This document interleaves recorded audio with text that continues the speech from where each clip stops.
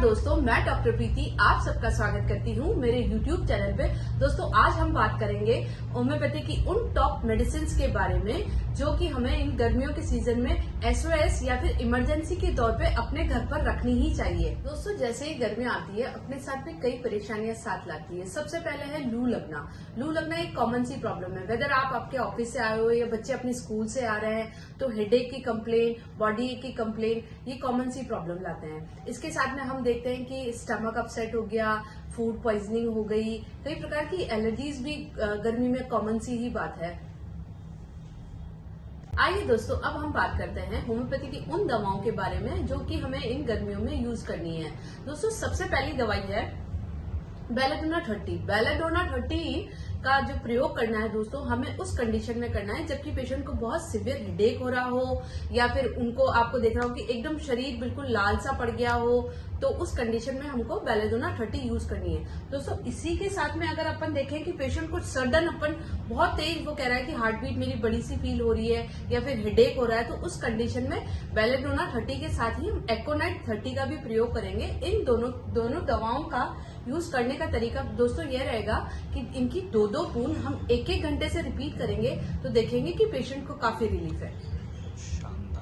दोस्तों, अब हम नेक्स्ट कंडीशन पे बात करते हैं जो कि है food poisoning. Food poisoning generally अपन देखते हैं कि बाहर खाना खा लिया या फिर वेदर अपन ने घर पे ही कुछ देर पुराना रखा हुआ खाना खा लिया तो स्टमक अपसेट होना और फूड पॉइजनिंग होना कॉमन सी बात है। इस कंडीशन में दोस्तों आर्सेनिक एल्बम 30 आप अपने घर पे रखिए और दो बूंद आधे घंटे से आप पेशेंट को देंगे तो आप देखेंगे काफी रिलीफ है। और इस फूड पॉइजनिंग के केस में दोस्तों हाइड्रेशन का मेंटेन करके चलना बहुत जरूरी है। इसमें आप इलेक्ट्रोलाइट्स बैलेंस करके चलना पड़ेगा अपनी बॉडी में। उसके लिए आप अपना हाइड्रेशन प्रॉपर रखिए, पानी खूब पीजिए, कोकोनट वाटर लीजिए। इसमें खाना डाइट जितनी लाइट लेंगे ना उतना अच्छा रहेगा, जिसमें आप दलिया, खिचड़ी वगैरह, फ्रूट्स और ये सब यूज कर सकते हैं। नेक्स्ट कंडीशन आती है दोस्तों लू लगना। लू जबकि एक कॉमन सी प्रॉब्लम है, हेडेक हो रहा है, लू लग गई है, तो उसमें ग्लोनाइन को दोस्तों आप दो तरीके से यूज करते हैं। प्रिकॉशनरी भी यूज कर सकते हैं और एज ए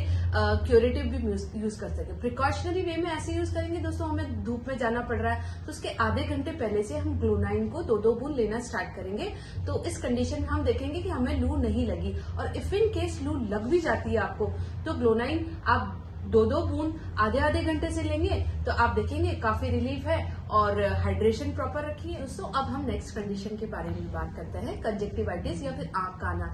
जैसे गर्मी के सीजन में हम देखते हैं कि बहुत तेज गर्म हवाएं चल रही है तो जनरली पेशेंट की आंखें एकदम लाल हो जाती है, जलन होती है, खुजली चलती है। तो उस कंडीशन में हम होम्योपैथी की मेडिसिन यूफ्रेशिया 30 यूज करेंगे। यूफ्रेशिया 30 की आप दो बूंद दिन में 3 बार देंगे।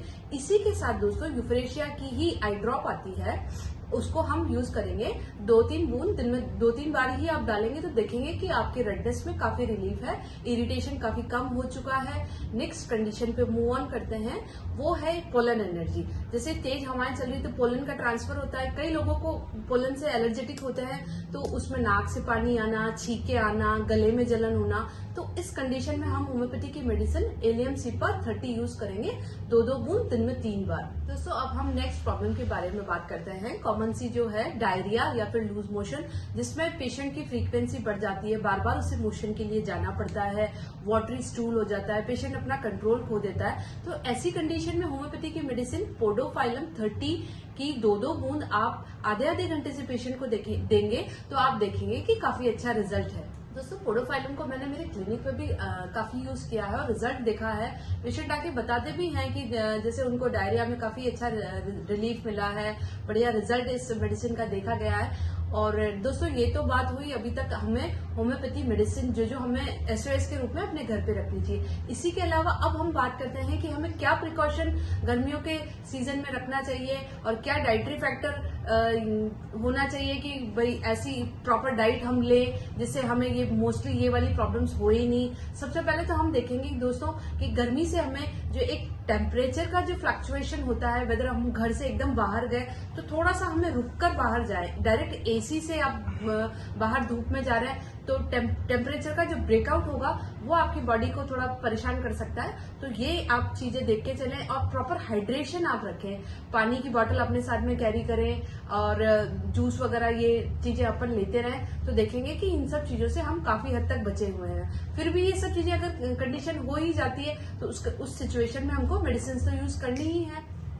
थैंक यू दोस्तों, अगर आपको ये वीडियो पसंद आए तो please like share and subscribe my channel. Thank you.